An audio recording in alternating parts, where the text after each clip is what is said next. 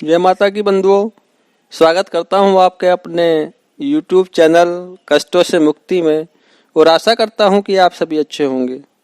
इस वीडियो में हम आपको बताने वाले हैं कि दुर्गा अष्टमी 2023 में कब मनाएगी, क्या तारीख है और हमें किस दिन व्रत रखना चाहिए, कैसे व्रत रखना चाहिए, अष्टमी तिथि कब है व नवमी तिथि कब है और व्रत पारण कब होगा और किस तरह से व्रत पारण हमें करना चाहिए।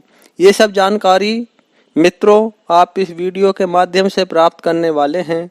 उससे पहले मैं आपसे कहना चाहूँगा कि अगर आप इस चैनल पर नए हैं या चैनल को अभी तक आपने सब्सक्राइब नहीं किया है तो कृपया इस चैनल को सब्सक्राइब कीजिए, ऑल का बटन प्रेस कीजिए और वीडियो को ज़्यादा से ज़्यादा लोगों तक पहुँचाइए, शेयर कीजिए। माता के भक्तों कमेंट्स में जय माता की जरूर लिखिए, जिससे माता रानी की हमेशा कृपा बनी रहे। तो आइए शुरू करते हैं वीडियो को। जी हाँ, मैं इस वीडियो में बताऊंगा कि दुर्गा अष्टमी का शुभ मुहूर्त क्या है। वर्ष 2023 में जो चैत्र नवरात्र चल रहे हैं उसमें साल 2023 में चैत्र नवरात्र की दुर्गा अष्टमी 29 मार्च को मनाई जाएगी। चैत्र नवरात्र की जो 10वीं तिथि है वह पारण वो 31 मार्च को किया जाएगा।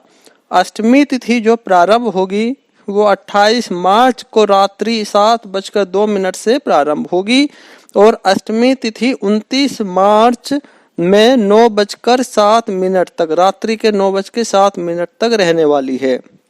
इस दिन 4 योग बन रहे हैं।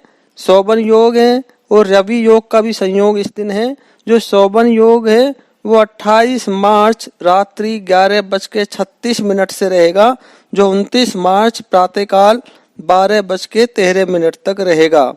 रवि योग जो है वो 29 मार्च रात को 8:07 से रहेगा और 30 मार्च सुबह 6:14 तक रहने वाला है। तो ये मैंने आपको बताया कि दुर्गा अष्टमी के जो शुभ मुहूर्त हैं। अब मैं आपको बताना चाहूँगा कि नवरात्रों के व्रत के बाद में कन्या पूजन का विशेष महत्व है। अगर कन्या पूजन नहीं हो पाता तो वो व्रत पूर्ण नहीं माना जाता है। मित्रों, शास्त्रों के अनुसार कन्या पूजन अनिवार्य है। कन्या अपनी श्रद्धा के अनुसार आप 5 भी जमा सकते हैं, 11 भी हो सकती है, 7 भी हो सकती है, यानी कि जोड़े से संख्या में कन्या ना होनी चाहिए। 5, 7, 9, 11 इस तरह से आप कन्या बैठा सकते हैं, लेकिन 13 कन्या भी नहीं बैठानी चाहिए। और एक अगर लड़का छोटी उम्र का हो, यानी कि 2 साल से लेके 10 साल तक का अगर लड़का हो तो उसको लांगुड़ के रूप में, लंकड़िया के रूप में हमको वो जमाना चाहिए। कन्या पूजन का हमें कब करना चाहिए, इस तरह के प्रश्न पूछे जाते हैं। जी हाँ मित्रों, नवरात्र में कन्या पूजन का विशेष महत्व है।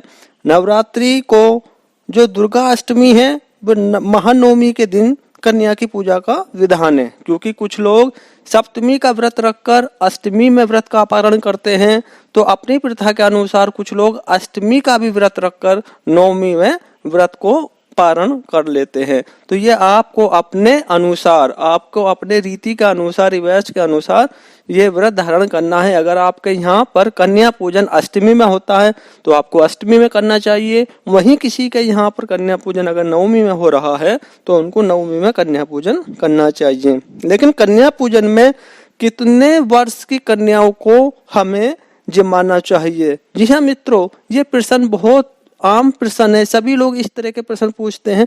तो मैं यहाँ पे कहना चाहूंगा कि कन्या पूजन में 2 से लेके 10 वर्ष तक की कन्याओं की पूजा की मान्यता है। दुर्गा अष्टमी और नवमी के दिन कन्या पूजन से हर व्यक्ति की मनोकामना पूरी होती है और माँ का आशीर्वाद प्राप्त होता है। शास्त्रों के अनुसार साल 2023 में इस बार भी इन्हीं दोनों दिनों यानी कि अष्टमी और नवमी के दिन कन्या पूजन किया जाएगा। इस साल कन्या पूजा 29 मार्च और 30 मार्च को होगी। इसके बाद 31 मार्च 10वीं तिथि को नवरात्रि व्रत का पारण किया जाएगा।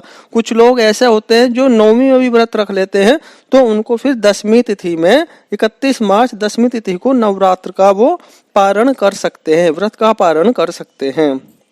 नवरात्रि की विधि की पारण विधि क्या है वो मैं आपको बताऊंगा, कैसे हमें व्रत खोलना चाहिए। जी हाँ, मैंने इससे पहले की वीडियो में आपको बता रखा है कि व्रत किस प्रकार से धारण करना चाहिए और किस प्रकार से पूजा करनी चाहिए, तो वहीं इसी विधि में मैं आपको बताऊंगा, इस वीडियो में बताऊंगा कि व्रत को पारण करने की विधि क्या है।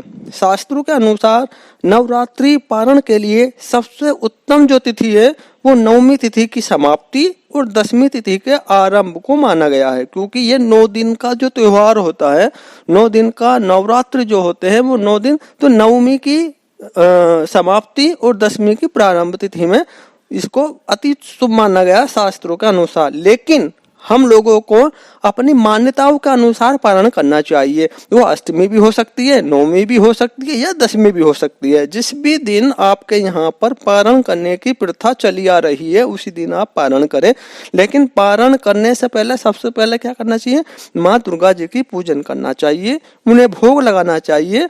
उसके लिए हमें हवन भी करना चाहिए। हवन का मतलब हमें अगर मंत्र नहीं पता तो हमें लौंग माँ के समक्ष चढ़ानी चाहिए, कपूर लगाइए और उसमें माँ का भोग चढ़ाइए और लौंग चढ़ाइए। उसी के साथ साथ कुछ मंत्र जो सामान्य मंत्र है लेकिन बहुत प्रभावशाली मंत्र हैं, जैसे कि या देवी सर्वभूतेषु मातृ रूपेण संस्थिता नमस्तस्यै नमस्तस्यै नमस्तस्यै नमो नमः।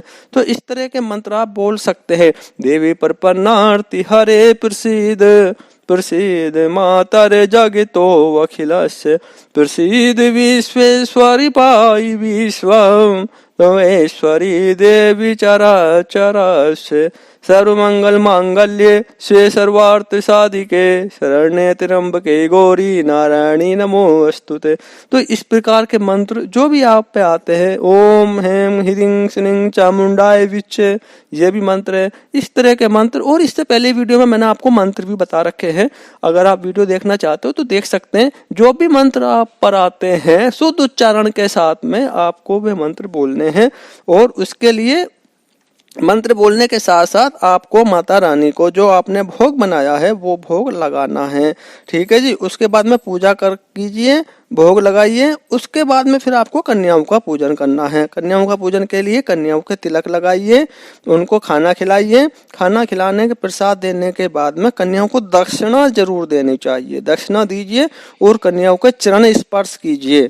चरण स्पर्श करने के बाद में जो आप जब कन्या चली जाएं तब आपको अपनी जो प्रतिमा आपने लगा रखी है उसका विसर्जन करना चाहिए। जो अपने माता जी की प्रतिमा लगा रखी है उसका आप विसर्जन कीजिए।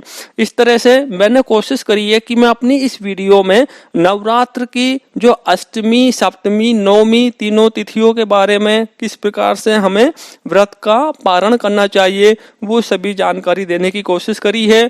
उम्मीद करता हूँ कि ये वीडियो आपको काफ़ी अच्छी लगी होगी, पसंद आई होगी। अगर पसंद आई हो तो आप एक लाइक जरूर कीजिए। और जी हाँ, चैनल पर सब्सक्राइब जो हो रहे वो अब कुछ कम हो रहे हैं, तो मैं यहाँ पे फिर एक बार रिक्वेस्ट करूंगा कि मित्रों, अगर आपका सपोर्ट इस तरह से मिलता रहेगा तो मैं भी इस तरह की वीडियो बनाता रहूँगा। और अगर मुझे लगेगा कि नहीं भाई कोई सब्सक्राइब नहीं हो रहे तो फिर मैं अपना समय बचाने की कोशिश करूंगा यहाँ पे।